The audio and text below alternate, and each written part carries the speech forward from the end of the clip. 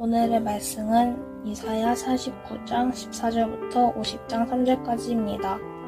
오직 시온이 이르기를 여호와께서 나를 버리시며 주께서 나를 잊으셨다 하였거니와 여인이 어찌 그 젖먹는 자식을 잊겠으며 자기 태에서 난 이들을 긍휼히 여기지 않겠느냐. 그들은 혹시 잊을지라도 나는 너를 잊지 아니할 것이라. 내가 너를 내 손바닥에 새겼고 너의 성벽이 항상 내 앞에 있나니 내 자녀들은 빨리 걸으며 너를 헐며 너를 황폐하게 하던 자들은 너를 떠나가리라. 내 눈을 들어 사방을 보라. 그들이 다 모여 내게로 오느니라. 나 여호와가 이르노라. 내가 나의 삶으로 맹세하노니 내가 반드시 그 모든 무리를 장식처럼 몸에 차며 그것을 띠기를 신부처럼 할 것이라. 이는 내 황폐하고 적막한 곳들과 내 파멸을 당하였던 땅이 이제는 주민이 많아 죽게 될 것이며 너를 삼켰던 자들이 멀리 떠날 것이니라. 자식을 잃었을 때 낳은 자녀가 후에 내 귀에 말하기를 이곳이 내게 좁으니 넓혀서 내가 거주하게 하라 하리니 그때 내가 내 마음에 이르기를 누가 나를 위하여 이들을 낳았는고 나는 자녀를 잃고 외로워졌으며 사로잡혀 유리하였거늘 이들은 누가 양육하였는고 나는 홀로 남았거늘 이들은 어디서 생겼는고 하리라. 주 여호와가 이같이 이르노라. 내가 문 나라를 향하여 나의 손을 들고 민족들을 향하여 나의 기치를 세울 것이라. 그들이 내 아들들을 품에 안고 내 딸을 어깨에 메고 올 것이며 왕들은 내 양도가 되며 왕비들은 내 유모가 될 것이며 그들이 얼굴을 땅에 대고 내게 절하고 내 발에 티끌을 핥을 것이니 내가 나를 여호와인 줄 알리라. 나를 바라는 자는 수치를 당하지 아니하리라. 강사가 빼앗은 것을 어떻게 도로 빼앗으며 승리자에게 사로잡힌 자를 어떻게 건져낼 수 있으랴. 여호와가 이같이 말하노라. 용사의 포로도 빼앗을 것이요 두려운 자의 빼앗은 것도 건져낼 것이니 이는 내가 너를 대적하는 자를 대적하고 내 자녀를 내가 구원할 것이니라. 내가 너를 억압하는 자들에게 자기의 살을 먹게 하며 새술에 취함같이 자기의 피에 취하게 하리니 모든 육체가 나 여호와는 내 구원자요 내 구속자요 야곱의 전능자인 줄 알리라.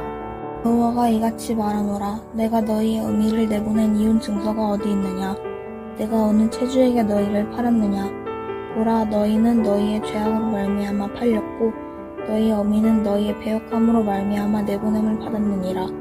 내가 왔어도 사람이 없었으며 내가 불러도 대답하는 자가 없었음은 어찌 됨이냐. 내 손이 어찌 짧아 구속하지 못하겠느냐. 내가 어찌 건질 능력이 없겠느냐. 보라, 내가 꾸짖어 바다를 마르게 하며 강들을 사막이 되게 하며 물이 없어졌으므로 그 물고기들이 악취를 내며 갈아여 죽으리라. 내가 흑암으로 하늘을 입히며 굵은 배로 덮느니라.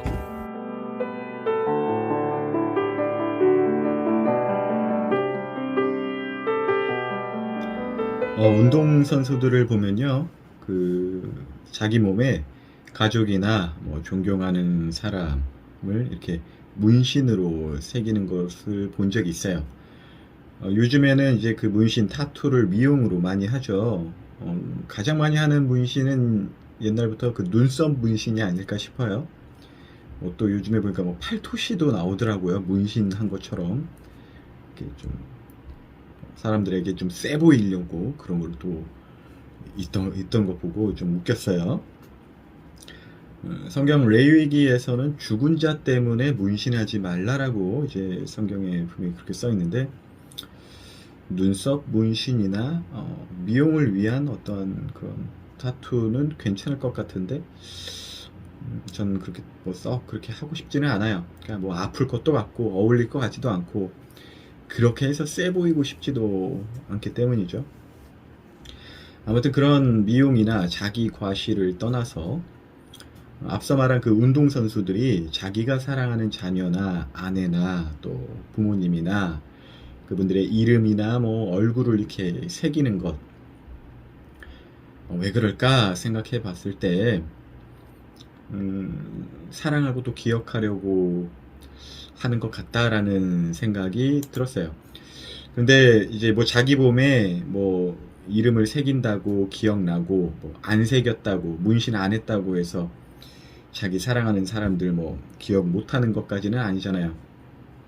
분명히 더 깊은 의도와 목적이 있을 텐데 오늘 본문을 보니까 본문에서 하나님께서 이제 문신을 새기셨다라고 해요. 16절에 그렇게 기록되어 있죠. 보아라, 내가 너의 이름을 손바닥에 적었다 라고 합니다. 그러니까 옛날에도 문신, 타투를 이렇게 새기는 게 있었다고 해요. 그 중에서 이제 주인이 그 노예 몸에다가 새기는 것, 그런 문신이 있었죠. 근데 주인의 너는 나의 소유다, 이것을 이제 노예한테 기억하라, 뭐 이런 거만이 아니라 대외적으로, 공개적으로 이제 보여주려는 의도가 분명히 또 있었죠. 노예의 신분. 그러니까 정리하면 운동선수들이 사랑하는 사람의 이름이나 그 얼굴을 자기 몸에 새기는 이유는 사랑하는 것, 그것을 기억하는 것만이 아니라 내가 이만큼 나의 가족을 사랑한다는 것에 대한 공개적인 표시라는 것이죠. 사실 문신은 그 의도가 강한 것 같아요. 착하게 살자, 어깨에다가 쓰고 다니는 것도 공개적인 표시잖아요. 나 착하게 살려고 노력하니까 건들지 마. 이런 약간의 협박이 있는 공개적 표시지만, 그래서 레위기에서 죽은 자 때문에 문신하지 말라는 것은 하나님, 너희는 내 소유이다, 그러니까 내 것이다, 하나님의 것이다, 다른 것을 주인으로 삼지 말라, 그것을 공개적으로 삶으로, 행함으로 보이지 말라.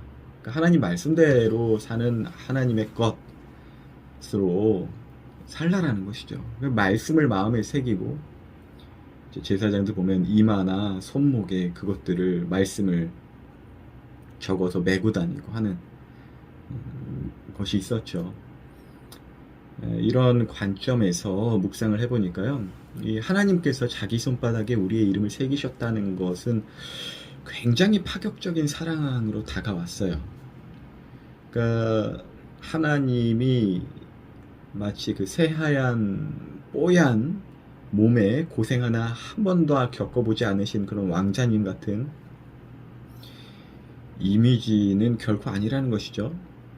손바닥에 사랑하는 이름 딱 새겨져 있고, 타투 딱 있고, 근육질의 산전수전 공중전 다 겪었지만 아주 여유 있게 적들을 물리치는 아주 슈퍼히어로 같은 생각도 들더라고요, 묵상 가운데. 사람들이 운동선수의 문신을 보면서